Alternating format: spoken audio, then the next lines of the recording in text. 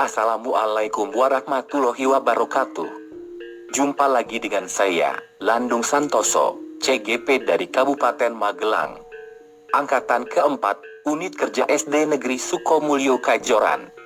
Yang dibimbing oleh Ibu Fasilitator yaitu Ibu Yanik Purwanti dan pendamping Bapak Najib. Pada kesempatan ini, izinkan saya menyampaikan tugas 1.4.A.9. Koneksi antar materi, budaya positif. Let's go. Pada modul 1.1, refleksi filosofi pendidikan Ki Hajar Dewantara. Ki Hajar Dewantara menjelaskan bahwa tujuan pendidikan adalah menuntun segala kodrat yang ada pada anak, agar mereka dapat mencapai keselamatan dan kebahagiaan yang setinggi-tingginya baik sebagai manusia maupun sebagai anggota masyarakat. Dalam proses menuntun, anak diberi kebebasan, namun guru sebagai pamong, dalam memberi tuntunan dan arahan, agar anak tidak kehilangan arah dan membahayakan dirinya. Seorang pamong dapat memberikan tuntunan, agar anak dapat menemukan kemerdekaannya dalam belajar. Sekolah merupakan rumah kedua bagi peserta didik dan pendidik itu sendiri, baik itu kepala sekolah, guru, tenaga kependidikan dan warga sekolah lainnya.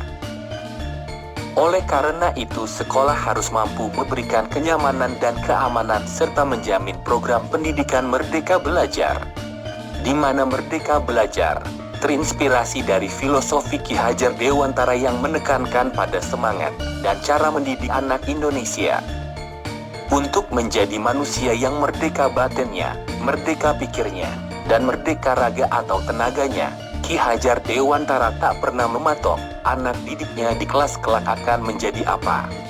Ki Hajar Dewantara memerdekakan anaknya saat belajar, berdasarkan apapun bakat mereka.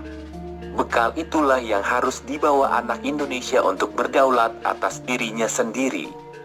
Belajar merdeka dipercaya pula akan membawa Indonesia sebagai negara yang maju. Oleh karena itu, sekolah memiliki peran penting dalam kehidupan bangsa dan bernegara. Sekolah harus mempunyai tujuan yang jelas, yang dijabarkan dalam visi dan misi sekolah. Adanya nilai dan peran guru penggerak sejatinya mampu memberikan pendidikan yang berpihak kepada murid, mengidentifikasi dan menggali potensi murid dengan latar yang berbeda-beda akan mampu mengetahui harapan, keinginan, dan potensi murid. Kemudian guru sebagai pamong akan mengarahkan, membimbing, dan mendidik murid tersebut sesuai dengan harapan dan keinginan serta potensinya masing-masing yang disesuaikan dengan perkembangan alam dan zaman. Dengan potensi yang dimiliki oleh guru dan murid, menjadi satu kekuatan untuk melakukan perubahan baik terhadap harapan dan keinginan perbaikan dunia pendidikan, sesuai dengan cita-cita dan tujuan pendidikan nasional, serta profil pelajar Pancasila. Selanjutnya, dalam membangun budaya positif di sekolah, diperlukan sebuah kolaborasi positif untuk mencapai visi dan misi sekolah tersebut. Dalam hal ini dibutuhkan pendekatan inquiry apresiatif. Inquiry apresiatif yaitu pendekatan kolaboratif dalam melakukan perubahan yang berbasis kekuatan. Inquiry apresiatif menggunakan prinsip psikologi positif dan prinsip pendidikan positif. Inquiry apresiatif adalah sebuah pendekatan kolaboratif untuk mengetahui kondisi suatu organisasi atau komunitas dalam mengembangkan perilaku suatu organisasi melalui pengajuan pertanyaan yang tersusun dalam tahapan bagja dan dijalankan dalam suasana yang positif dan apresiatif. 5 tahapan utama yang dijalankan dalam akronim bagja tersebut adalah: 1. Buat pertanyaan utama sebagai penentu arah penelurusan terkait perubahan yang kita inginkan. 2. Ambil pelajaran ini dilakukan setelah pertanyaan utama disepakati. Bagian ini akan menuntun mengambil pelajaran dari pengalaman individu atau kelompok baik dalam unsur yang berbeda maupun sama. 3. Gali mimpi bersama. Dalam tahapan ini komunitas sekolah akan menggali mimpi sebagai keadaan ideal yang diinginkan dengan digambarkan secara rinci melalui sebuah narasi, dan diperlukan pertanyaan-pertanyaan pemandu dalam penyusunan narasi. 4. Jabarkan rencana untuk mencapai gambaran yang diinginkan.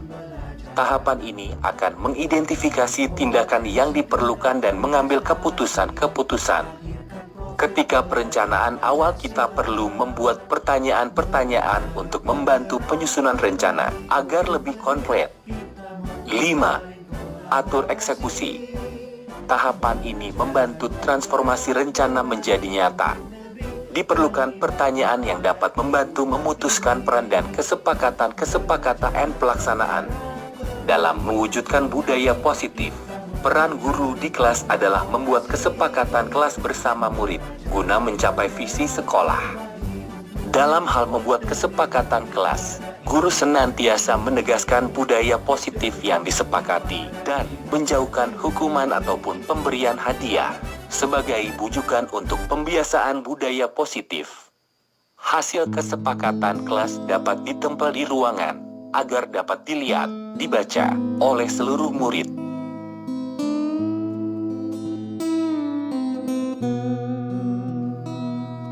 Demikian pemaparan saya dalam tugas koneksi antar materi budaya positif. Terima kasih kepada semua pihak yang telah memberi motivasi dan semangat untuk saya. Wassalamualaikum warahmatullahi wabarakatuh.